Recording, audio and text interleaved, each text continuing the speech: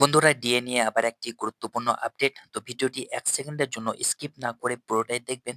আর আপনি যদি একজন পশ্চিমবঙ্গের সরকারি কর্মরত ব্যক্তি হয়ে থাকেন, তাহলে কিন্তু এই ভিডিওটি আপনার জন্য অত্যন্ত গুরুত্বপূর্ণ।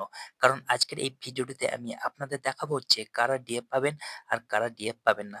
বন্ধুরা, আপনি যদি এই চ্যানেলে নতুন হয়ে থাকেন এবং চ্যানেলটিকে এখনো অবধি সাবস্ক্রাইব করেননি, তাহলে অবশ্যই চ্যানেলটিকে সাবস্ক্রাইব করবেন।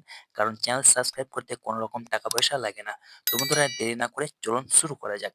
তো বন্ধুরা, অন দ্য স্ক্রিন আমি আপনাদের দেখাবো। তো চলুন দেখে নেই। প্রথমত হচ্ছে যে কারা ডিএ পাবেন। ১ নম্বর হচ্ছে রাজ্য সরকারি কর্মচারীরা ডিএ পাবেন। তারপর হচ্ছে যে সরকারি সাহায্যপ্রাপ্ত শিক্ষা প্রতিষ্ঠানের শিক্ষক ও অশিক্ষক কর্মীরাও কিন্তু ডিএ পাবেন। তারপর হচ্ছে সংবিধিবদ্ধ সংস্থা এবং সরকারি উদ্যোগের কর্মচারীরাও কিন্তু ডিএ পাওয়ার জন্য যোগ্য।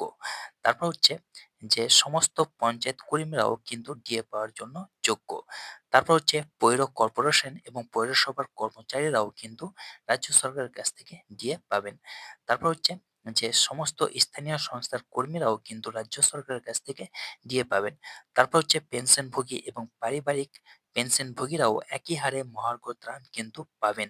তো বন্ধুরা, এই সমস্ত কর্মচারীরা বাদ দিয়ে বাকি যারা যে সংস্থায় কাজ করছেন, তারা কিন্তু কোনোভাবেই ডিএ পাওয়ার জন্য যোগ্য নয়।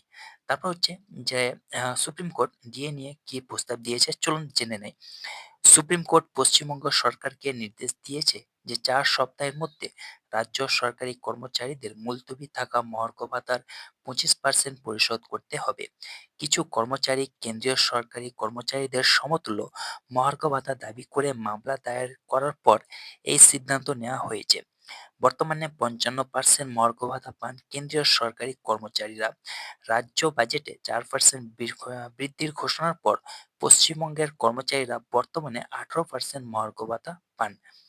তারপর হচ্ছে যে বর্তমানে ডিএর হার 1 এপ্রিল ২০২৫ থেকে ৪% বৃদ্ধির পর ১৮% ডিএ পান রাজ্যের কর্মচারীরা। তারপর হচ্ছে মুলতবি ডিএ প্রদান।